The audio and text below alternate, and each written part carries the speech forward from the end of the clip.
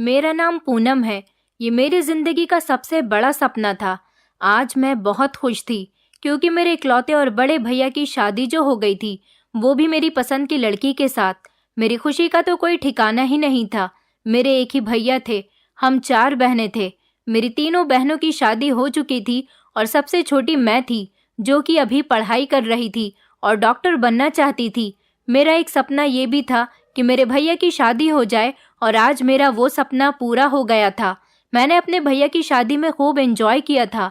मैं इस टाइम अपनी भाभी के पास ही बैठी हुई थी, जो कि दुल्हन के रूप में काफ़ी खूबसूरत लग रही थी। लेकिन मुझे एक बात समझ नहीं आ रही थी कि जब से भैया की शादी हुई थी, तब से ही मेरी मम्मी का मूड बहुत ज़्यादा ख़राब हो चुका था। मेरी वो मम्मी जो भाभी को लेकर इतनी खुश थी और अपनी पसंद से ही अपने बेटे के लिए भाभी को उन्होंने सिलेक्ट किया था। लेकिन अब तो मम्मी का मूड अचानक ही ख़राब हो गया। हालांकि मेरी बहनों का भी यही हाल था। वो शादी हॉल से ही अपने घर को चली गई थी, जबकि मैं ही घर पर थी, जो अब भाभी के पास बैठी हुई थी। भाभी बहुत मासूम थी। वो मुझसे बहुत अच्छे तरीके से बात कर रही थी। मुझे उनका बिहेवियर बहुत पसंद आया था। मैंने भैया से कहा, भैया आप अपने कमरे में जाओ, मैं भाभी को लेकर आती हूँ। भैया के मुंह से तो ये बात सुनकर मुझे बड़ी हैरानी हुई थी कि भैया ने मेरी बात पर इनकार कर दिया और सीरियस होकर मुझसे कहने लगे कि नहीं नहीं, तुम ऐसा मत करो, तुम एक काम करो, तुम अपने कमरे में चली जाओ, काफ़ी थक गई होगी। भैया की ये बात सुनकर तो मैं बहुत हैरान हो गई थी। लेकिन इससे पहले मैं कुछ कहती, तभी भैया ने मुझे ज़बरदस्ती मेरे रूम में भेज दिया था। उधर दूसरी तरफ भाभी का चेहरा मुरझा सा गया था। शायद उन्हें भैया का ऐसा बिहेवियर पसंद नहीं आया था। मुझे समझ नहीं आ रहा था कि ये सब कुछ क्या चल रहा है, क्योंकि मुझे अच्छा नहीं लगा था कि भैया ने नई नवेली भाभी के सामने मेरे साथ ऐसे रिएक्ट किया था। मेरे ख्याल में तो शायद नई नवेली दुल्हन को सब लोग मिलकर उनके कमरे में लेकर जाते हैं, पर हमारे घर तो ऐसा कुछ भी नहीं हुआ था। मैं अपने रूम में चली गई थी। उसके बाद मुझे नहीं पता कि क्या हुआ था। उसके बाद की मुझे कोई खबर नहीं, क्योंकि मैं भी कपड़े चेंज करने के बाद सोने के लिए अपने बिस्तर पर लेट गई थी। शादी की बहुत ज़्यादा थकान हो गई थी। अगले दिन हम सब लोग नाश्ता कर चुके थे। भैया भाभी अभी तक अपने कमरे में ही थे। भैया भी काफ़ी देर से सोकर उठे थे। भैया जब बाहर आए तो उनका मूड ऑफ लग रहा था। भैया के जाते ही मैं जल्दी से भाभी के कमरे में उनसे मिलने के लिए चली गई, लेकिन भाभी को देखकर मैं हैरान रह गई। उनके चेहरे पर तो काफ़ी सारे निशान पड़े हुए थे। भाभी की इतनी बुरी हालत देखकर तो मेरा शरीर कांप गया था। मैं परेशान हो गई थी। भाभी की ये हालत आखिर किसने की है? मैं भाभी से ये बात पूछने ही वाली थी कि इतनी देर में मम्मी कमरे में आ गई और उन्होंने भाभी से कहा कि जल्दी तैयार होकर नाश्ते के टेबल पर आ जाओ और नाश्ता कर लो। मम्मी की वजह से मैं भाभी से कुछ पूछ नहीं सकती थी, लेकिन अब हर रोज़ मैं भाभी की हालत को इसी तरह से नोटिस कर रही थी। भाभी दिन ब दिन कमज़ोर होती चली जा रही थी। वो जब भी अपने कमरे में जाती तो अगले दिन ऐसे ही बाहर निकलती थी। उनके चेहरे पर कोई ना कोई निशान ज़रूर होता था।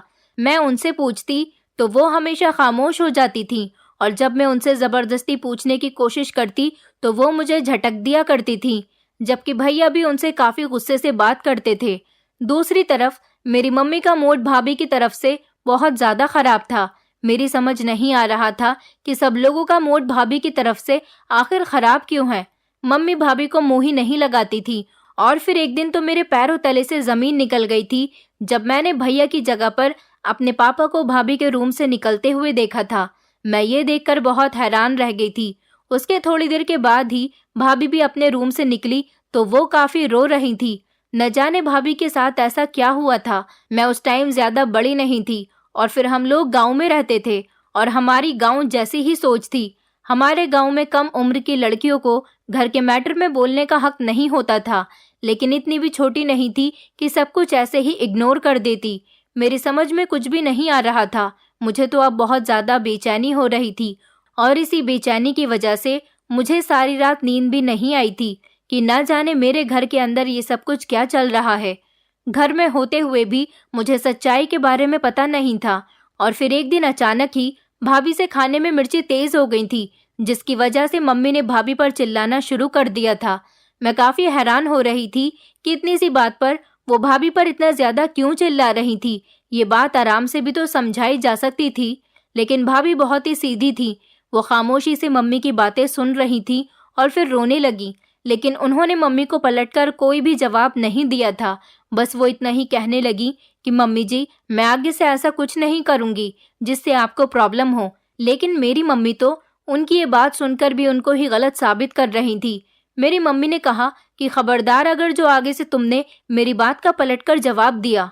तुम नहीं जानती क्या कि तुम इस घर में बहू की हैसियत से आई हो, तो बहू बनकर ही रहो। हमारे सर पर चढ़ने की कोई जरूरत नहीं है। मैंने अपनी मम्मी का ये रूप पहली बार देखा था। आफ्टर ऑल मेरी मम्मी सास भी तो पहली बार ही बनी थी, तभी तो अपनी बहू को इतना दबा रही थी। मम्मी ने कभी भी हम बेटियों पर डांट नहीं लगाई थी। हमेशा वो हमारे साथ खुशी रहती थी। लेकिन वो भाभी को अपनी बेटी क्यों नहीं समझ रही थी? उनको क्यों इस तरह से डांट रही थी? वो बेचारी तो अभी सिर्फ 5 दिन की ही दुल्हन थी। लेकिन मुझे समझ नहीं आया कि मम्मी को इतना गुस्सा क्यों आ रहा है और किस बात पर आ रहा है। अचानक से मम्मी ने भाभी से एक ऐसी बात कही जिसे सुनकर तो मेरे होश उड़ गए थे। मम्मी ने भाभी से कहा था कि तुम हमारे घर पर दहेज के नाम पर सिर्फ 2-3 बर्तन ही लेकर आ गई हो। मम्मी की ये बात सुनकर मैं समझ गई थी कि मम्मी किस वजह से उन पर गुस्सा करती रहती हैं। मुझे यकीन नहीं हो रहा था कि मेरी मम्मी सास बनकर इतनी लालची हो जाएंगी। लेकिन जो होना था वो तो हो ही गया था। उस दिन तो मेरी दीदियां भी आई हुई थी। मम्मी ने भाभी से कहा कि चलो मेरी बेटियों के लिए 4-5 टाइप का खाना बनाकर जल्दी से तैयार कर दो। ये देखकर मैं हैरान हो गई थी। मुझे बेचारी भाभी पर तरस आ रहा था। मेरी मम्मी और मेरी दीदी सब लोग आपस में कमरे में बैठकर बातें कर रही थी और भाभी बेचारी किचन में अकेले ही किचन का सारा काम संभाल रही थी। मैं उनकी ऐसी हालत पर तरस खाते हुए किचन में उनकी मदद करने के लिए चली गई। भाभी भी मुझसे बहुत खुश हुई थी कि मैं उनकी मदद करने के लिए आ गई हूँ। आखिर इतना ढेर सारा खाना वो बेचारी अकेली कब तक पकाती, और इतनी गर्मी में तो उनकी हालत खराब हो जाती। मैं किचन में काम कर ही रही थी कि मेरी मम्मी ने मुझे देख लिया और कहा कि खबरदार, जो तुमने अपनी भाभी की तरफदारी करने की कोशिश की और तुम्हें इसकी मदद करने की भी कोई ज़रूरत नहीं। तुम अपने कमरे में जाओ और जाकर पढ़ाई करो। इसकी मदद करने की कोई ज़रूरत नहीं है। मैंने इसे इतना सारा खाना बनाने के लिए इसलिए दिया है ताकि ये अपनी गृहस्थी को संभाल सके। शादी करना आसान नहीं होता। शादी करने के बाद सारी जिम्मेदारियां अपने कंधों पर डालनी होती हैं। दूसरों के साथ मदद लेकर काम करने से जिम्मेदारी बढ़ जाती है। मैं अपनी मम्मी की डांट सुनकर खामोशी से अपने कमरे में आ गई थी। लेकिन मुझे भाभी पर बहुत तरस आ रहा था। अब वो बेचारी अकेले ही किचन में खाना बना रही होंगी। भैया मम्मी पापा का बहुत कहना मानते थे, क्योंकि वो मेरे तीनों बहनों से छोटे थे। इसी वजह से वो अपनी बहनों का और मम्मी पापा का बहुत कहना मानते थे। मेरे भैया ने जैसे ही भाभी को देखा कि वो इतनी गर्मी में किचन को संभाल रही है और कहीं से भी वो नई नवेली दुल्हन नहीं लग रही, तो ये सब देखकर भैया को कोई फर्क ही नहीं पड़ा। मैं हैरान हो गई थी कि भैया को क्या हो गया। उन्हें अपनी पत्नी पर तरस नहीं आता। भैया के अंदर तो मुझे भाभी के लिए कोई भी फीलिंग्स नजर नहीं आती थी। फिर अचानक मेरे पापा भी अपने कमरे से बाहर निकले थे। भाभी ने जैसे ही पापा को देखा तो उनके चेहरे की हवाइयां उड़ गई थी। ऐसा लग रहा था कि जैसे भाभी ने कोई भूत देख लिया हो। मुझे समझ नहीं आ रहा था कि ये सब कुछ क्या चल रहा है। फिर अचानक मैंने पापा को भैया के रूम में जाते हुए देखा। ये देखकर मेरे होश उड़ गए थे कि हर दिन पापा भैया के कमरे में क्यों जाते हैं। हालांकि अब तो उन्हें भैया के कमरे में नहीं जाना चाहिए, क्योंकि भाभी कमरे में मौजूद होती हैं। फिर अगले दिन जैसे ही मैंने फिर से भाभी को देखा तो भाभी बहुत बुरी हालत में और रोती हुई अपने कमरे से बाहर निकली थी। मुझे ऐसा लगा जैसे मेरे पापा भी भाभी को बहुत गलत गलत बातें सुनाते हैं, तभी तो भाभी का ऐसा हाल होता है। एक दिन मैं अपनी बुक्स बाहर हॉल में ही छोड़ आई थी। मैं अपनी बुक लेने के लिए लगभग रात के 2 बजे के टाइम पर अपने कमरे से बाहर निकली थी। मैं जैसे ही अपने रूम से बाहर निकली थी तो मेरी नज़र भैया के रूम पर गई, लेकिन वहां से तो अजीब तरह की आवाज़ें आ रही थी। इन आवाज़ों को सुनकर तो मेरा शरीर कांप उठा था। मुझे तो समझ नहीं आ रहा था कि ये आवाज़ें किस तरह की हैं, लेकिन मैं इतना ज़रूर जानती थी कि ज़रूर कमरे के अंदर कुछ ना कुछ तो गड़बड़ है और कोई गलत काम किया जा रहा है। वो मेरी भाभी की चीखों की आवाज़ें थीं, लेकिन मैं जब भी भैया के बजाय पापा को भाभी के रूम से निकलते हुए देखती तो मेरे हाथ पैर फूलने लग जाते थे और मुझे काफ़ी अजीब अजीब सी आवाज़ें सुनाई देती थी। मुझे ऐसा लग रहा था जैसे पापा भाभी के साथ कुछ गलत करते हैं, पर मेरा दिल इस बात के लिए नहीं मान रहा था। मैं अपने दिल की आवाज़ को दबाने लगी थी। अब तो ये रोज़ का रूटीन बन गया था। जैसे ही रात होती थी तो मेरे पापा भैया को कुछ इशारा करते थे और इशारे इशारे में वो उनसे पता नहीं क्या कह रहे होते थे। उसके कुछ देर बाद ही भाभी अपने कमरे में चली जाती थी और फिर जब सब सोने चले जाते थे तो पापा भी भैया के कमरे में चले जाते। ये सब देखकर तो मैं हैरान हो गई थी कि अचानक भैया कहाँ चले जाते थे। मुझे भाभी पर बहुत तरस आ रहा था कि दहेज ना मिलने की उनको इतनी बड़ी सजा दी जा रही थी। एक दिन मैंने भाभी को देखा जो सर्दी में भी बाहर आंगन में बैठी हुई थी। मैंने फैसला कर लिया था कि मैं जाकर उनके दुख दर्द में शामिल हो जाऊंगी। मैंने फैसला कर लिया था कि मैं जाकर उनका दुख दर्द बांट लूंगी। लेकिन मैंने जैसे ही देखा तो वो किसी से फोन पर बातें कर रही थी। मैं जानती थी कि वो मोबाइल भैया का था, पर मुझे ये नहीं पता था कि वो किस फोन पर बात कर रही थी। वो जिस किसी से भी फोन पर बात कर रही थी, मैं जान गई थी कि वो एक मर्द है। मेरी भाभी अपनी दर्द भरी कहानी उसे सुना रही थी कि मुझे प्लीज यहाँ से ले जाओ, ये लोग अच्छे नहीं हैं, ये मेरे साथ बहुत बुरा सुलूक करते हैं। मेरी सास तो बहुत ही जालिम औरत है, मुझ पर बहुत अत्याचार करती है, जबकि मेरे ससुर ने तो मुझे कहीं का नहीं छोड़ा, वो तो मेरा बहुत फायदा उठाता है। ये सुनकर तो मेरे होश उड़ गए थे। मुझे अपने पापा पर बहुत गुस्सा आ रहा था। वो मेरी भाभी को आखिर किस जुर्म की सजा देते हैं। मेरी भाभी ने इतना बड़ा जुर्म तो नहीं किया था। मेरी भाभी के पिताजी बचपन में ही मर गए थे और उनकी माँ ने दूसरी शादी कर ली थी। उनके सौतेले पिता ने ही उनकी शादी की थी। उनके सौतेले पिता का कहना था कि मैं अपनी पत्नी की बेटी को अपने सगे बच्चों के साथ कंपेयर नहीं कर सकता। उन्होंने मेरी भाभी की माँ को बेसहारा समझकर सहारा तो दे दिया था, लेकिन जब उनकी पत्नी की बेटी की शादी की बात आई तो उन्होंने दहेज के नाम पर उन्हें कुछ भी नहीं दिया। उनके पिता ने अपनी पत्नी से भी मना कर दिया था कि शादी के बाद तुम अपनी बेटी से कोई कांटेक्ट नहीं रखोगी। मेरी मम्मी ने तो इसी वजह से शादी की थी कि मेरी भाभी के सौतेले पिता काफी अमीर आदमी थे और उनका बिजनेस बहुत अच्छा था। लेकिन जैसे ही शादी हुई तो सारी हकीकत हमें पता चल गई थी और इस तरह भाभी के पास कुछ भी नहीं आया था, जिसकी वजह से मेरे भैया भी काफी परेशान हो गए थे और पापा ने तो सारा घर ही सर पर उठा लिया था कि मैं अपने सारे खानदान को क्या जवाब दूंगा। मेरी बहू जो आई है वो दहेज के नाम पर 1 रुपया भी लेकर नहीं आई। गांव वालों में तो यही रिवाज होता है। गांव वाले गांव की ही सोच रखते हैं, लेकिन मैं ऐसी सोच नहीं रखती थी क्योंकि मैं शहर से पढ़ रही थी, इसलिए मेरे ख्यालात थोड़े शहर जैसे ही थे। मेरी पूरी फैमिली ने अपनी पूरी जिंदगी गांव में ही गुजार दी थी, इसलिए उन लोगों ने कभी सोचा ही नहीं कि बाहर का माहौल किस टाइप का है। हमारे गांव में काफी सारे रीति रिवाज भी थे, क्योंकि हमारे गांव में बूढ़े लोगों की बातों का बहुत मान रखा जाता था और यहाँ के लोग सब पुराने टाइप जैसे ही सोच रखते थे। मेरी भाभी जिससे भी बात कर रही थी उससे यही कह रही थी कि आ जाओ और मुझे यहाँ से आकर ले जाओ, और ये बात मैं बर्दाश्त नहीं कर सकती थी।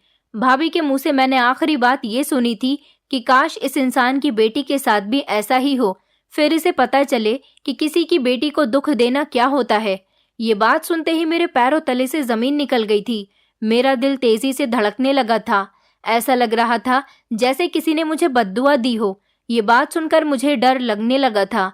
मैं भागते हुए अपने कमरे में आ गई थी, लेकिन मैं अभी भी यही सोच रही थी कि अगर कल को जैसा भाभी के साथ हो रहा है ऐसा ही मेरे साथ भी कुछ भी हो गया और फिर मेरे ससुर और मेरे ससुराल वालों ने भी मेरे साथ ऐसा ही किया तो फिर मैं कहाँ जाऊंगी।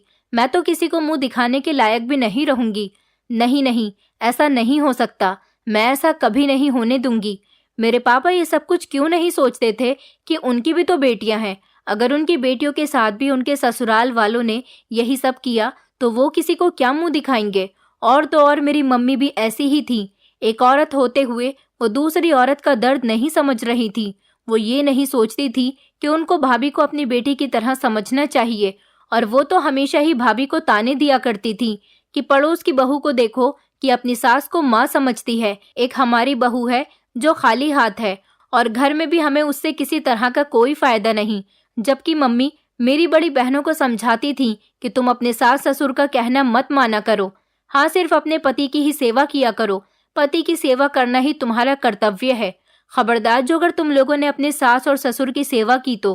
पर यहाँ तो वो अपनी बहू के साथ उल्टा ही करती थी। एक दिन मैंने हिम्मत की और भाभी से सवाल पूछ ही लिया कि वो जब भी अपने रूम में जाती हैं तो उनके जाने के कुछ देर बाद ही भैया के बजाय पापा उनके रूम से क्यों निकलते हैं। मेरा सवाल सुनकर तो भाभी के चेहरे का रंग ही उड़ गया था। मुझे ऐसा लग रहा था कि जैसे मैंने भाभी से कोई गलत सवाल पूछ लिया हो। मैं भाभी को देख ही रही थी। उनका चेहरा मेरे सवालों पर मुरझा सा गया था, लेकिन वो बहुत ही घबरा गई थी। कहने लगी कि मुझे नहीं पता, तुम मुझसे ऐसे सवाल मत करो, प्लीज मुझे माफ कर दो, मैं तुम्हें कुछ नहीं बताना चाहती। वो रोने लगी थी। मैंने जल्दी से भाभी के हाथ पकड़ लिए थे और कहा कि भाभी आप बेफिक्र रहो, मैं आइंदा से आपसे कभी ऐसे सवाल नहीं करूंगी। लेकिन मेरा दिल बहुत ही बेचैन हो रहा था कि ना जाने उनके साथ ऐसा क्या होता है जिसकी वजह से वो इतनी ज्यादा परेशान है। एक दिन मैंने अपनी मम्मी से पूछा कि मम्मी, ये मैं क्या देख रही हूँ? पापा रात को भाभी के रूम से निकलते हैं और फिर भाभी की हालत ऐसी होती है जैसे उन्हें बहुत ज्यादा परेशान किया गया है। उनके चेहरे पर अजीब से निशान होते हैं और उनकी आंखें भी मोटी मोटी होती हैं। मेरी बात सुनकर मम्मी कहने लगी कि तुम अपने काम से काम रखा करो। तुम्हें कितनी बार समझाया है कि घर के मैटर में अपनी टांग अड़ाने की कोशिश मत किया करो। खबरदार, तुमने घर के मैटर में बोलने की कोशिश की तो आज के बाद तुमने अगर ऐसे सवाल किए तो तुम्हारे पापा तुम्हें जान से मार देंगे। तुम इन सब बातों में दखल अंदाजी मत किया करो। तुम बहुत छोटी हो और अभी कुछ नहीं जानती हो। मैंने तुम्हें पहले भी समझाया है कि तुम सिर्फ अपनी पढ़ाई पर ध्यान दिया करो। मम्मी ने तो मेरे इस छोटे से सवाल पर मुझे बहुत डांट लगाई थी, लेकिन मैंने फैसला कर लिया था कि अब मैं पीछे नहीं हटूंगी। मैं ये जानकर ही रहूंगी कि आखिर आधी रात को भैया भाभी के रूम से वो अजीब सी आवाजें क्यों आती हैं और पापा ही क्यों भाभी के रूम से बाहर निकलते हैं। लेकिन जब पापा कमरे से निकलते हैं तो वो बहुत ज्यादा फ्रेश नजर आते हैं और उनके चेहरे पर खुशी साफ दिख रही होती है, जबकि भाभी की हालत तो वही होती है। मैंने ये जानने की कोशिश की थी और अब मैंने ये फैसला कर लिया था कि अब मैं ही सच्चाई को जानकर रहूंगी। एक दिन मैंने जैसे ही अपनी भाभी को देखा तो वो सारे घर में मौजूद ही नहीं थी। पता नहीं वो कहाँ गई हुई थी। इधर मेरे कॉलेज का टाइम हो रहा था। मैं अपने कॉलेज चली गई। मुझे सिर्फ कॉलेज में 1 घंटे का ही काम था। मैं अपना काम निपटाकर कॉलेज से आ रही थी कि मैंने रास्ते में किसी को देखा और गौर किया कि ये कौन है। तो ये तो मेरी भाभी थी, जो बस स्टॉप पर एक लड़के के साथ खड़ी हुई थी और उसके साथ बातें कर रही थी। भाभी को बस स्टॉप पर खड़े हुए देखकर मैं तो हैरान रह गई थी, लेकिन वो यहाँ बस स्टॉप पर क्या कर रही थी और फिर उनके साथ ये लड़का कौन था? भाभी उसके पास खड़ी हुई, उसके हाथों में अपना हाथ थाम कर खड़ी थी और फूट फूट कर रो रही थी। ये शर्मनाक नज़ारा देखकर मैं शर्मिंदा हो रही थी और सोचने लगी थी कि आखिर ऐसा कैसे हो सकता है, क्योंकि भाभी उस लड़के से कह रही थी कि प्लीज़ मुझे बचा लो, मैं अब अपनी ससुराल में और नहीं रह सकती, प्लीज़ मुझे मेरी ससुराल से निकाल दो। ये सुनकर तो मेरे होश उड़ गए थे। इससे पहले कि मैं वापस जाती, भाभी की नज़र अचानक ही मुझ पर पड़ गई थी, लेकिन मैं जल्दी से अपनी बस में बैठकर घर आ गई थी। मेरे घर आने के लगभग आधा घंटे बाद ही भाभी भी घर पर आ गई थी। भाभी शायद मम्मी से अपने मायके का बहाना लेकर निकली थी। मैं बहुत ज़्यादा परेशान थी। मुझे परेशान देखकर मम्मी ने कहा कि आज तुम परेशान लग रही हो, क्या बात है? पढ़ाई का स्ट्रेस ज़्यादा ही हो रहा है? मैंने अपनी मम्मी को कोई जवाब नहीं दिया और सीधा अपने कमरे में चली आई थी। मैं भाभी से बात करने का मौका ढूंढ रही थी। मैं अभी भाभी के बारे में सोच ही रही थी कि अचानक मेरे कमरे का दरवाज़ा बजा और भाभी मेरे कमरे के अंदर आ गई। मैंने उनसे वो सारे सवाल किए जो मैं उनसे पूछना चाहती थी। मैंने उनसे कहा, भाभी वो लड़का कौन था जिसके गले लगकर आप फूट फूट कर रो रही थी और आप बस स्टॉप पर क्या कर रही थी? भाभी कहने लगी कि तुम गलत समझ रही हो। वो लड़का कोई और नहीं बल्कि मेरा अपना सगा छोटा भाई था, जिसको मेरे सौतेले पिता ने एक्सेप्ट नहीं किया था। मैं लड़की थी, इसलिए उन्होंने कुछ दिन मुझे अपने घर में रखा और उसके बाद मेरी शादी कर दी। लेकिन मेरे छोटे भाई को घर से निकाल दिया था। उन्होंने कहा था कि मैंने अपनी पत्नी के बच्चों का ठेका नहीं ले लिया, जो सबको अपने घर में ही जगह दे दूं। मुझे सिर्फ अपनी पत्नी से मतलब है। मेरा भाई अब शहर में रहकर काम करता है। वो एक मामूली सी नौकरी करता है, इसलिए वो मुझे कुछ नहीं दे पाया, लेकिन वो मुझसे बात करता रहता है और कभी कभी बस स्टॉप पर मुझसे मिलने के लिए आ जाता है। मैं अक्सर अपने भाई से बस स्टॉप पर मिलने के लिए चली जाती हूँ। वो मेरे लिए कोई स्टैंड नहीं ले सकता था। मेरे सौतेले पिता ने मुझे बिल्कुल भी नहीं समझा। मेरे भाई के पास ज़्यादा पैसे नहीं होते थे, इसीलिए वो मेरे लिए कुछ नहीं कर सकता था। पर अब मेरा भाई अपने पैरों पर खड़ा हो गया। उसकी शहर में एक अच्छी जगह पर नौकरी लग गई है और उसने अपना किराए पर मकान भी ले लिया। ये शादी मेरे सौतेले पिता के कहने पर हुई थी, क्योंकि तुम्हारे पिता मेरे सौतेले पिता के दोस्त हैं। लेकिन मैं इस शादी को नहीं निभा सकती। मेरे भाई का कहना है कि वो जल्दी मुझे इस घर से निकाल देगा और अपने साथ शहर लेकर चला जाएगा। मुझ पर अब और अत्याचार होता हुआ मेरा भाई नहीं देख सकता। अब वो मुझे एक नई जिंदगी देगा। मैं बहुत खुश हूँ कि मेरा भाई मेरे लिए ये सब कर रहा है। मैं बहुत जल्दी तुम्हारे इस घर को छोड़कर चली जाऊंगी। मैं तो अपनी भाभी की इस बात को सुनकर बहुत ज्यादा रोने लगी थी और मैंने उनसे कहा, भाभी प्लीज ऐसा मत करो, आप बहुत अच्छी हो। मेरे भैया को शायद आप जैसी मासूम पत्नी नहीं मिल सकती। पता नहीं भैया को क्या हो गया जो वो आपके साथ इतना गलत बिहेवियर रखते हैं। मेरी भाभी ने कहा कि तुम्हारे भैया बहुत बुरे हैं, बल्कि तुम्हारे भैया ही नहीं, तुम्हारा पूरा परिवार बहुत बुरा है। मुझे तो बस थोड़ी बहुत तुम ही सही लगती हो, लेकिन तुम्हारा पूरा परिवार बहुत ही बुरा है, जो किसी की बेटी की इज्जत करना नहीं जानते, सिर्फ उस पर अत्याचार ही करना जानते हैं। और तुम्हारे पिता, उनके तो कुछ कहने ही नहीं, उन्हें तो भगवान ही समझेगा। तुम अभी छोटी हो, इसलिए तुम्हारी कुछ समझ नहीं आएगा। भाभी की ये बातें सुनकर तो मैं हैरान रह गई थी, क्योंकि मुझे मन ही मन में अपने पापा से नफरत महसूस हो रही थी। मैंने भाभी से कहा, भाभी आज आप मुझे बता ही दो कि रात को आपके चीखने चिल्लाने की आवाजें क्यों आती हैं और पापा आपके कमरे से बाहर क्यों निकलते हैं। भाभी कहने लगी, अगर तुम ये सब कुछ जानना चाहती हो तो कल रात को मेरे साथ मेरे कमरे में छुप जाना और अपनी आंखों से ये सब कुछ देख लेना कि मेरे साथ क्या होता है। मैंने भाभी की बात मान ली थी और मैं बड़ी बेचैनी के साथ अब रात होने का इंतजार करने लगी थी। जैसे ही रात हुई तो मैं भाभी के साथ उनके कमरे में चली गई थी और एक कोने में जाकर छुप गई थी। भाभी अपने बेड पर बैठ गई थी, लेकिन मैं भाभी को देखकर बड़ी हैरान हुई थी। भाभी अपने बेड पर इस स्टाइल से बैठी हुई थी जैसे कोई नई नवेली दुल्हन बैठती है। मैंने भाभी से कुछ नहीं कहा था और मैं अपनी जगह पर जाकर छुप गई थी। मेरा दिल तेजी से धड़क रहा था।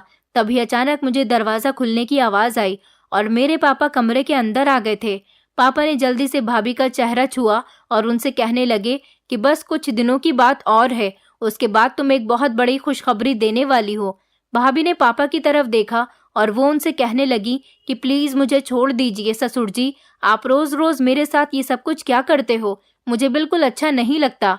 मेरी भाभी पापा के सामने रोने लगी थी। पापा ने जल्दी से भाभी के मुंह पर थप्पड़ मार दिया और उन्हें कहा कि तुम्हें भी रोज रोज अपने मुंह पर थप्पड़ खाने की आदत हो गई है।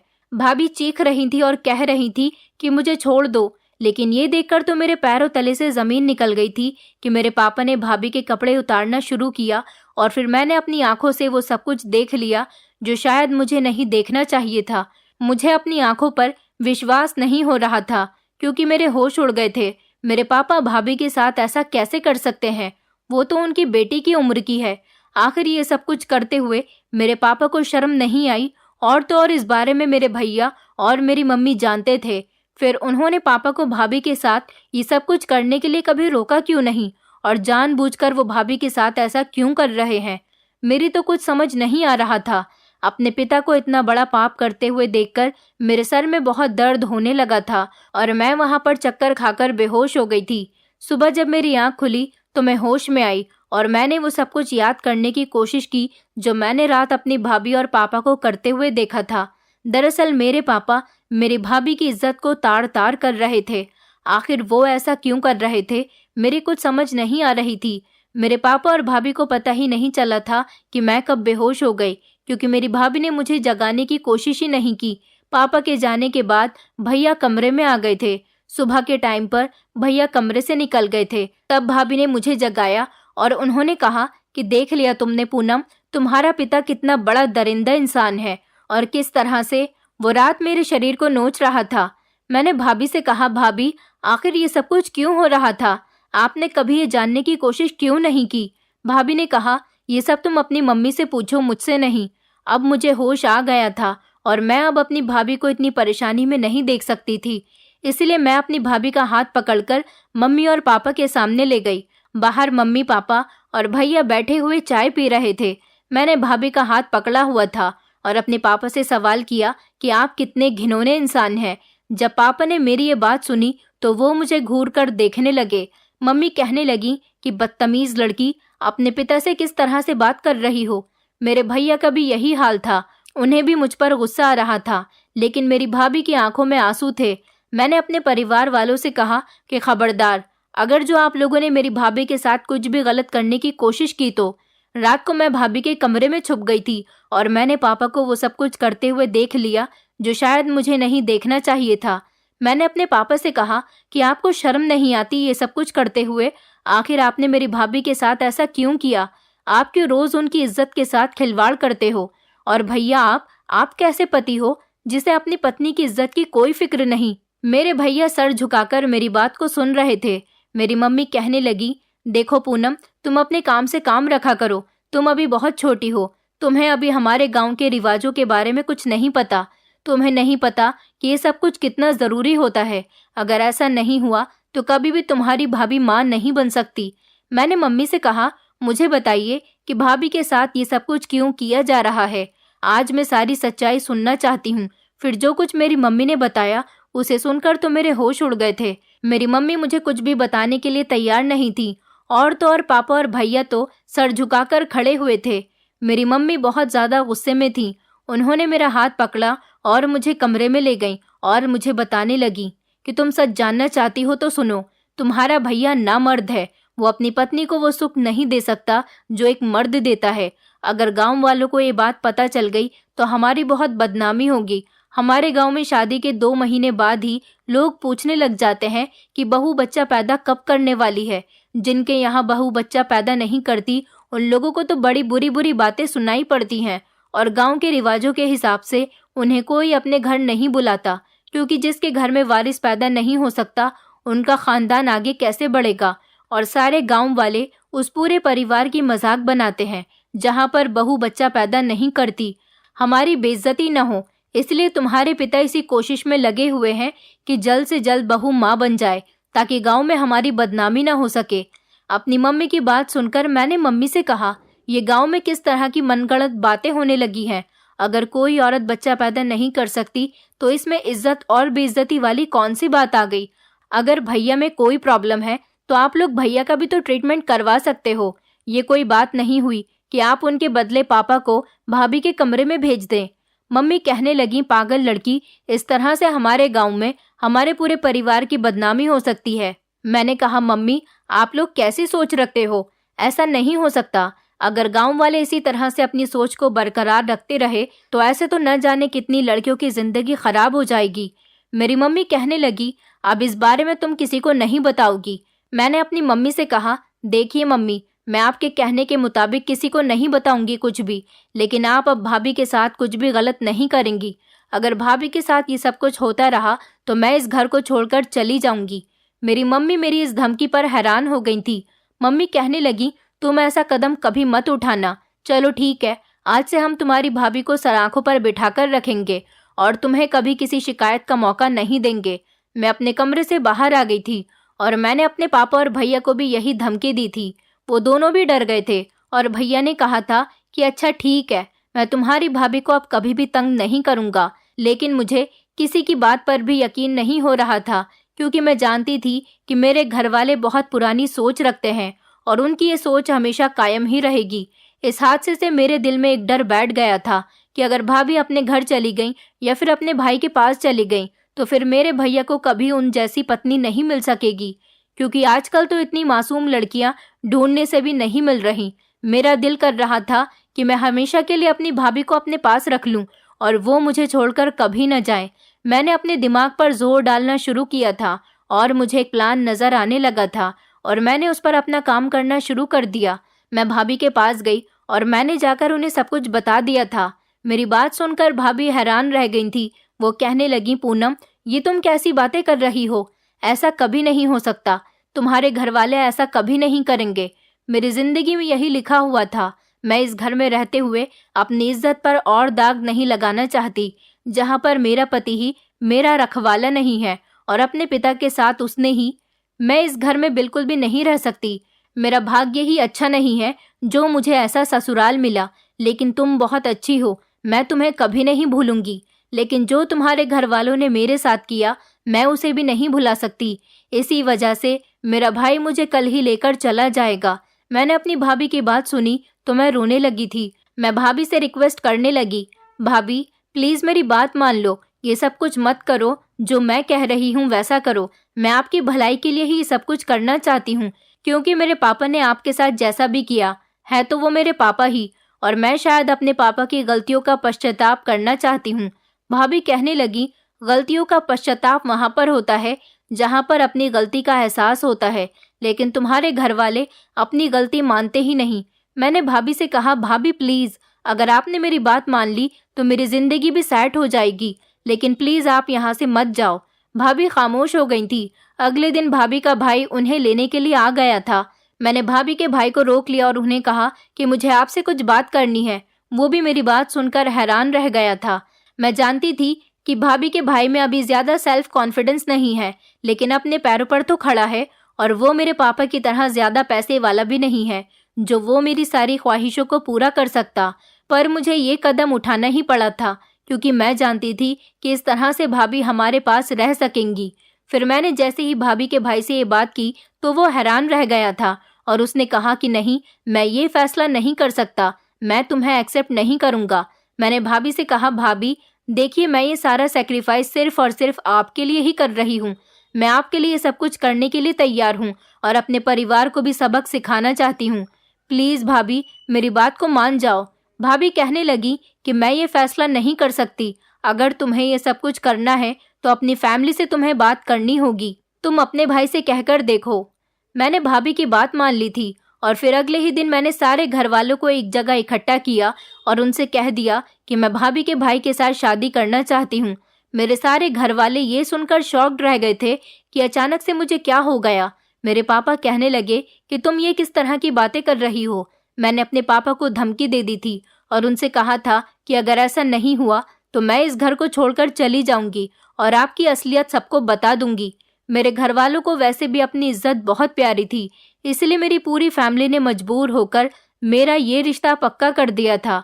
मैं बहुत खुश हो गई थी और मैंने भाभी से कहा, देखिए भाभी, अब आपको कहीं भी जाने की जरूरत नहीं, क्योंकि घर वाले अब आपसे खुश रहेंगे और किसी की भी मजाल नहीं है कि आपकी इज्जत पर कोई उंगली भी उठा सके। वो समझ जाएंगे कि अगर उन्होंने आपके साथ कुछ भी करने की कोशिश की तो उनका भाई भी मेरे साथ वही करेगा, इसलिए वो अब आपके साथ कुछ नहीं करेंगे। भाभी का भाई पहले तो मुझसे ढंग से बात नहीं करता था, क्योंकि वो जानता था कि उसकी बहन के साथ उसकी ससुराल में बहुत बुरा किया गया है, लेकिन वो समझदार था। कुछ दिनों बाद ही हमारी शादी हो गई थी। मैं अपने बेड पर दुल्हन की तरह तैयार होकर बैठी हुई थी और अपने पति के आने का इंतजार कर रही थी। मेरा पति सुशांत कुछ देर बाद ही कमरे के अंदर आया और कहने लगा कि मैं जानता हूँ कि तुमने अपना मन बना लिया है और तुम यही समझती हो कि मैं तुम्हारे साथ भी वही कुछ करूंगा जो मेरी बहन के साथ किया गया है। तुम मुझसे ऐसी उम्मीद मत रखना। मैं औरत की इज्जत करना जानता हूँ। मैं तुम्हारे साथ कभी कुछ गलत नहीं करूंगा। मुझे अपने पति के मुंह से ये सारी बातें सुनकर बहुत अच्छा लगा था। उस दिन का दिन है और आज का दिन है। मेरे भैया, मेरी मम्मी और पापा सभी का बिहेवियर भाभी की तरफ से बहुत अच्छा हो गया, क्योंकि अब कभी भी वो भाभी से मुंह टेढ़ा करके भी बात करते थे तो मैं उनको बता दिया करती थी कि आज मेरे पति ने मुझ पर हाथ उठाया। इस बात पर मेरी मम्मी पापा को एहसास हो जाता था कि हमने किसी की बेटी के साथ गलत किया तो शायद हमारी बेटी के साथ भी गलत होगा। मैं अपने पेरेंट्स की लाडली बेटी थी, इसलिए वो लोग नहीं चाहते थे कि मैं किसी भी तरह की तकलीफ झेलूं। मम्मी पापा ने भाभी के साथ अच्छा बिहेवियर रखना शुरू कर दिया। पापा ने भाभी से हाथ जोड़कर माफी मांग ली थी और उनसे कहा था कि मुझे माफ कर दो। मैंने तुम्हारे साथ जो भी किया, भगवान मुझे जीते जी उसकी सजा जरूर दे देगा। मेरी भाभी ने मम्मी पापा को माफ कर दिया था। भैया का भी शहर में ट्रीटमेंट चल रहा है और कुछ दिनों बाद गुड न्यूज मिली कि मेरी भाभी प्रेग्नेंट है। मेरे मायके में अब सब कुछ बिल्कुल ठीक हो गया। इधर मेरी ससुराल में भी सब कुछ बहुत अच्छा चल रहा है। मैं बहुत खुश हूँ कि मेरी भाभी अपनी ससुराल में एक अच्छी जिंदगी गुजार रही है। मैं आप लोगों से यही रिक्वेस्ट करना चाहती हूँ कि अपनी बहू को भी अपनी बेटियों की तरह समझें और उनकी तकलीफ को समझने की कोशिश करिए। भगवान सब कुछ देख रहा है। जैसा आप किसी की बेटी के साथ करते हो, ऐसा आपकी बेटी के साथ भी हो सकता है। इसलिए भगवान से डरिए और बहू को अपनी बेटी की तरह समझिए। दोस्तों, उम्मीद करती हूँ आपको हमारी कहानी पसंद आई होगी। कहानी पसंद आई है तो वीडियो को लाइक करें, चैनल पर नए हैं तो चैनल को सब्सक्राइब करें और हाँ, नोटिफिकेशन बेल को ज़रूर दबाएं ताकि अगली अपडेट सबसे पहले आपको मिले।